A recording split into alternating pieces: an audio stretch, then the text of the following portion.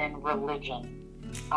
Your faith, your person, for those that do believe in Jesus Christ, and I know a lot of people have different beliefs and all of that on this call, probably, but for me personally, it's my personal faith. It's my personal relationship, and nobody could tell me what was right or what was wrong, what I prayed about, what I got on my knees, what I got on my face about. Because I'm telling you, he is a healer. He is a restorer.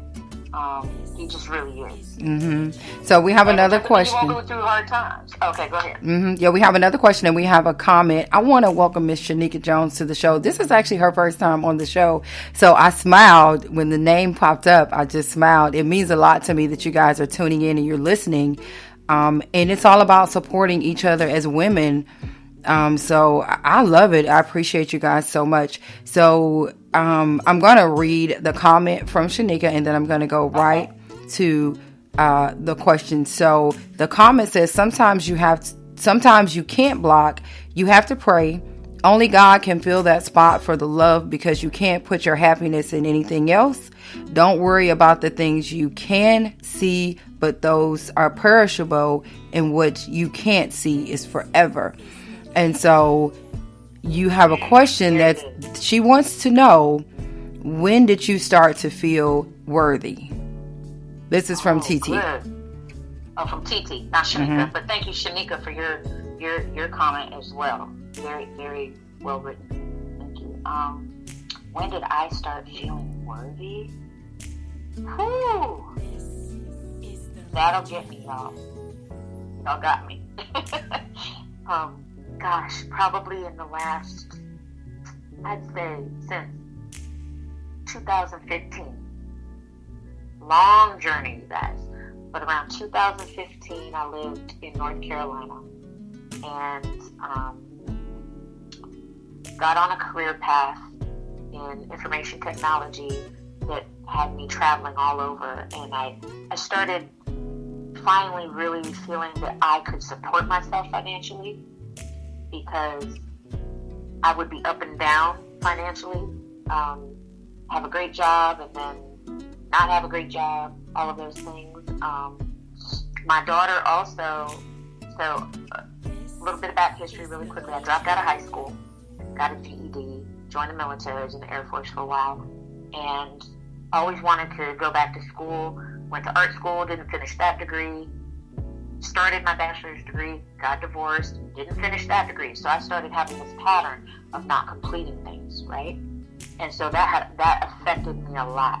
That affected my self-esteem, that affected my confidence. Any job that I would have, I was an administrative person, a secretarial person, and every time I wanted to move up, it was like, no, you don't have a degree. No, you don't have a degree. So not even just the spouse or the boyfriend or whatever, but the world's beating you down too. Right? So right. My daughter got her master's degree, and on the day of her graduation, she looked at me. She said, Mom, when are you going to finish school? And I broke into tears. And that day, I called, and I got enrolled. A couple days later, after 2 years online, I went back to school, and I finished my bachelor's degree. I think that's when I started finally realizing, I can do this. I am somebody. You know, I was always known as the creative person, Char. Mm-hmm. You're creative. You can make this. You can do that. You can do that. But I wanted to be the person, too, that people took seriously and listened to and realized I knew I was smart, but other people would treat me like I wasn't. Mm-hmm. You know what I mean? So I think finally getting that degree, for me, finally, I did something finally just for myself, not for anybody else. And it got me on a career path finally. I'd never had a career before, really. And I started realizing, like, wait a minute. I'm going to be okay. Mm-hmm. I'm not a failure. I'm really good at this. I'm a great teacher. You know, all of these things. And I looked in the mirror and I said, Rachel, you're beautiful. Rachel, you got this. Yes. Does that mean I don't ever struggle or have problems? Of course I do. We all do. But I think so. Look at that, you guys. I'll be 53 years old in December. Mm-hmm. So just in the last 6 years is when I can really say I started believing in myself, knowing who I am, all of that. And it's a process every day. It is. Well, Miss Rachel, I have a special guest that has tuned on for you, Miss Lena Kay, and she wants you to know that she is so proud of you. And I just, you guys are really making my heart smile tonight. It's amazing the love and support that we can have for each other when we come together. So I have another question from you, from Alicia. She wants to know, were your kids abused as well? No. Wait, hold on. All right. My daughter, so I don't have permission from my daughter about a certain thing, but she did experience something, but not from anybody I was with or anything like that. And didn't find out until she was an adult. That'll kill you inside too. Mm-hmm. My second husband, though, my son had he'd hurt his knee, and he was on crutches, and the crazy man came in the house saying that there were demons in the house that day. And of course, I'm at the point now where I just don't give a crap anymore, right? I'm like, nah, that's you, whatever. He went in to say something to my son. I think he was 13 at the time, and my son probably was like, whatever, man, you know what I mean? Mm-hmm. And I hear my son screaming. All of a sudden, I ran in the room, and he was standing over my son, whipping his legs with a belt. Mm. And I said, what are you doing? And he turned and he said, the Lord told me to do this. I said, the devil's a liar. I'm calling the fucking police. Excuse my language. Mm-hmm. And I called the police. Yeah. But did you stay with him after that? No. That's when I really began planning my escape officially. I called my son's father, and he happened to be in the area, and that was probably one of the hardest things I had to do. I sent my son to live with his dad, and he never lived with me. He's staying with me now, but he never, during his teen years, he never stayed with me after that. Oh, wow. So his dad was kind of like, you're putting my child in a bad situation. No. His dad, honestly, believe it or not, he never said anything negative, amazingly enough. So, no. Right. So it was more about, I'm stepping in being a father. Yeah, absolutely. And that's the thing. Also, ladies out here, they hurt you, but they might be good dads. I don't know. Right. Yeah. So I have another question. And Shanika wants to know, why did he feel like it were demons in the house? Shanika? Because he was crazy as hell. You know what? I believe so. Because he was the demon. Yeah, his father was an extremely abusive religious pastor guy, whatever, and he was, they grew up in the backwoods in North Carolina. Nothing wrong with that, but very isolated. And his mother basically was the only one that ever kept a job. She was a school teacher. The dad had narcolepsy. If y'all don't know what that is, that's where you're doing something, you just fall asleep. Mm-hmm. And I discovered that when I was driving down a country road with him, and he fell asleep while he was driving. So he grew up in a religiously abusive home himself as well. So he was all twisted up. He even said that his babysitter had sex with him when he was a little boy. So he was molested, it sounds like, right? Mm-hmm. So just a lot of stuff, I think.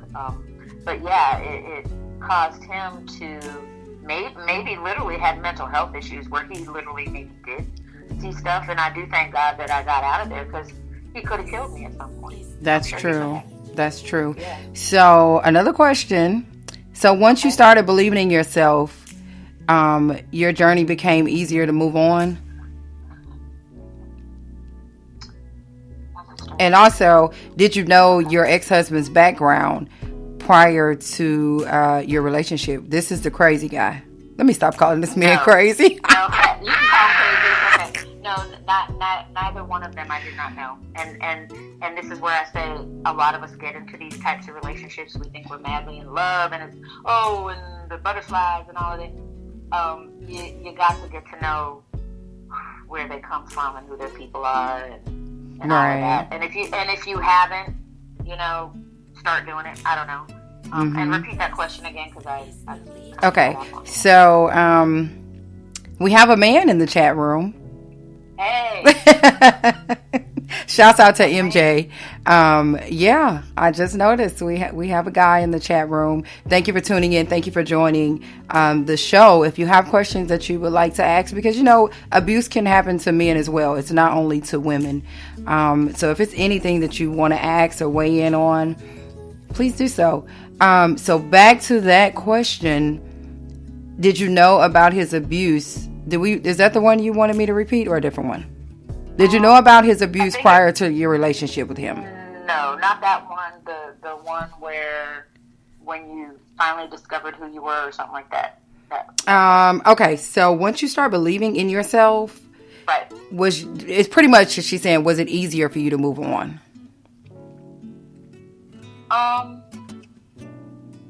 Honestly, I feel like I had moved on from them already. And of course, I had experienced some other dating relationships, one where I did almost die, unfortunately. And at that point, that was around 2014. At that point, I made a decision that I would not date any longer. I would just be by myself and try to get to know Rachel and work on myself. So I think it's a process.